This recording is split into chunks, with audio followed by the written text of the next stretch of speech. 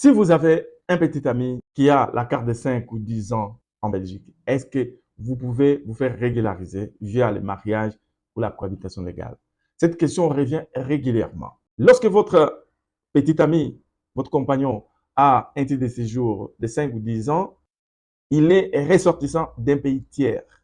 Et du coup, pour que vous puissiez bénéficier du titre de séjour, vous devez rentrer, vous devez retourner dans votre pays pour introduire votre demande de regroupement familial.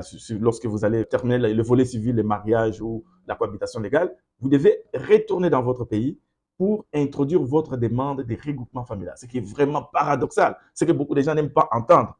Vous vous mariez, vous avez votre mari, mais qui est ressortissant d'un pays tiers, mais on vous demande, mais non, vous n'êtes pas recevable parce que vous êtes ressortissants tous les deux des pays tiers. L'un de vous doit retourner pour aller faire la demande. C'est vraiment, cette loi doit même être modifiée. Pourquoi? Parce que elle pose un certain problème qui concerne la violation de l'article 8 de la Convention européenne des droits de l'homme et l'article 22 de la Constitution.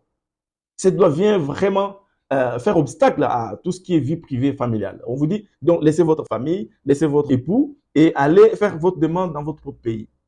Ce qui est inconcevable dans une situation normale. Les cabinets reçoivent régulièrement ce genre de cas où la personne est en cohabitation ou regroupement familial avec une personne qui a 5 ans, 10 ans. Alors là, les cabinets utilisent ce qu'on appelle la procédure combinée. À partir de la procédure combinée, que nous arrivons à pouvoir permettre à la femme, à l'homme qui se trouve victime de cette loi, disons-les discriminatoire, de régulariser sa situation en Belgique. Oui, le cabinet règle ce genre de problèmes à partir de la procédure combinée qui fait que les gens concernés puissent avoir les titres de séjour et qu'ils ne seront pas obligés de retourner dans leur propre pays pour faire la demande auprès de leur poste diplomatique. Vous allez entendre ça partout, vous allez entendre ça et là, mais mettez les cotons dans les oreilles si vous entendez ce genre de choses. Il faut vraiment contacter notre cabinet pour bénéficier de la procédure combinée qui va vous permettre d'avoir votre séjour et de continuer une vie normale en Belgique. J'ai dit et je vous en remercie.